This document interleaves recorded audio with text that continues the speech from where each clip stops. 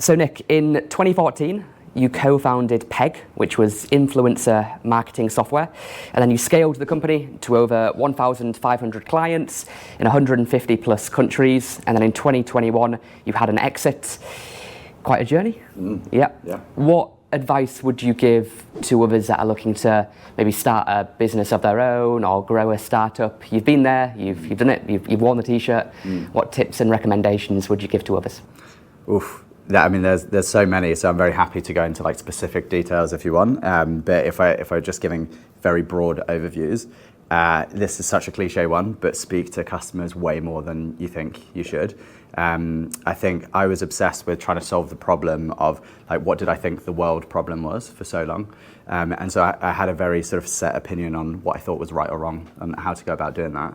And we built the company up over 4 years, and then we actually lost product market fit, and it was quite a brutal period because at that point we had over 50 investors, 1,700 customers, and so on, and we had to rapidly re-find product market fit in a very short space of time.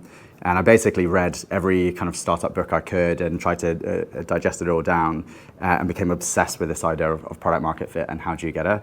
And yeah, as I say, it's so cliche, but it really is like just speaking to customers as much as possible, really trying to understand their problems. Yeah. And if you obsess over that, then you could be onto a winner. Because people assume, don't they? They think, oh, I've got something amazing that I've spent 6 months building, but they haven't spoken to anybody to actually see if they want it. You know, I think it's much better just to start really, really small, build an MVP over like a weekend, see if people are interested. If you can get some people that would be willing to put down a little bit of money to buy it, then you know you've got something that you can reinvest in and build properly. Yeah, exactly. Like I really learned from this journey that human beings are totally irrational. So what may sound on paper like a really good idea, in practice it just never works out that way. And you know, as an example, we were building the search engine for over a year, and it was a really cool piece of tech, and yeah, we were really proud of it.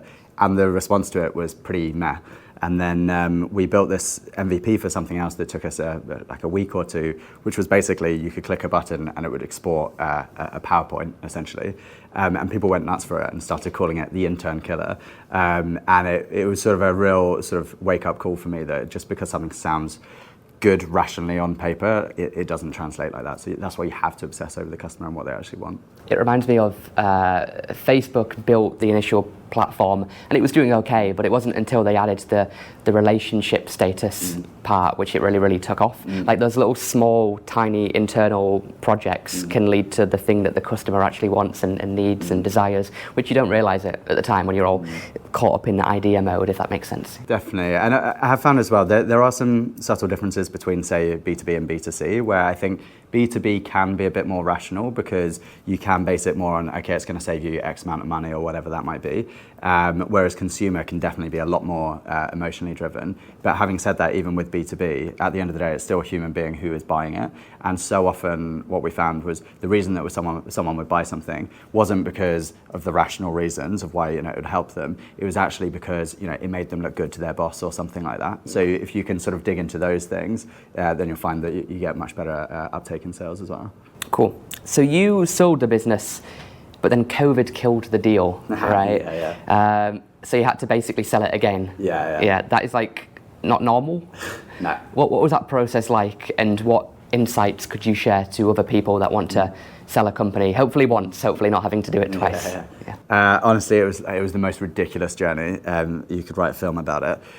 Essentially we had this deal on the table where, well, more than on the table, it was a done deal, where there was a 3-year earn-out. And if we carried on in the direction that we were going to go, it was going to be a nice amount for us all.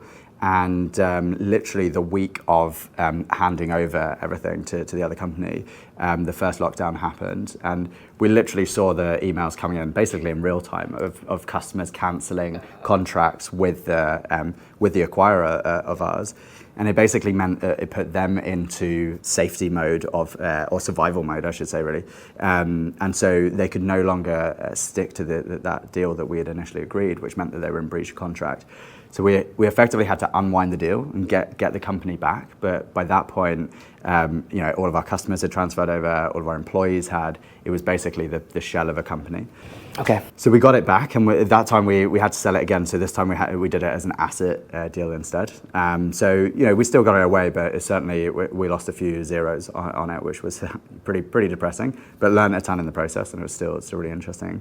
And going back to your question of what advice would I have of someone going through that process, there are a few things, but I think the biggest thing is no one cares about the deal more than you. And so what I mean by that is that deal nearly blew up 6 times, and it was all for legal reasons. We had, I think it was 11 lawyers on the case and 2 bankers, all a lot more experienced than we are at this stuff, me and my 2 co-founders. And every single time, we were the ones who found a solution to it. And we realized, even though they were being paid 6 figures, like it didn't have as much of a material impact on their life than it did for us. So that was a big wake-up call. And actually a big part of that is I learned as well that just because a lawyer tells you something doesn't mean it's true. So I used to think, but because I don't know anything about the law, if a lawyer says this can or can't be done, that I just have to take that face value. And luckily, I lived with my best friend, who's a lawyer at the time, and she said, no, you have to question their assumptions, and you have to understand that they are trying to mitigate as much risk as possible. And so actually then when we really drilled into it, we found, as I said, with all 6 occasions, there was a way around it, and we were the ones who figured it out, not the lawyers. When you were building the company, some of your clients included like amazing brands. We had Google, Unilever, Universal Music, and so on. What advice would you give on customer acquisition? Because I speak to a lot of founders that are really struggling to make sales and bring on clients, and especially big brands like those, where you can then go out there to the market as a flag and say, hey, look, Google are working with us. Why don't you guys check us out? What tips would you give on sales and business development? Again, there's so many different angles that we could go with this. I found certainly in the early days, there is an element of smoke and mirrors to it, where it would be initially, getting someone to try a free trial, and you get their logo, and then you use that as leverage when you go to these other big brands and say, oh look, these people are using it, and it creates this kind of FOMO effect. And then it did get to the point where genuinely these companies were paying for it and using it on a regular basis. But there was definitely initially that sort of smoke and mirrors at the beginning of it.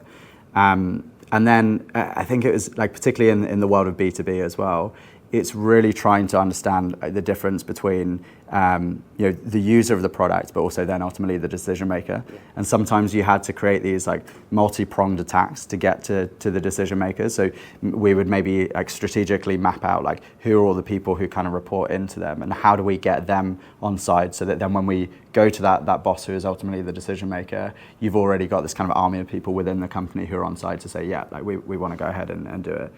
And we also found, again, when you're going for these massive companies, the more that you can prove that it's being used in one area of the business, you get so much more leverage to kind of sell it across the rest of the business as well. So Google was a good example of that, where we were very lucky in that they somehow came across our products pretty early on. I don't know how. And it got shared in this internal email at Google, and it just kind of went nuts. And you imagine how many countries they're in. It then became so much easier speaking to these other countries and saying, hey, look, did you know that X, Y, and Z country are already using it? Yeah.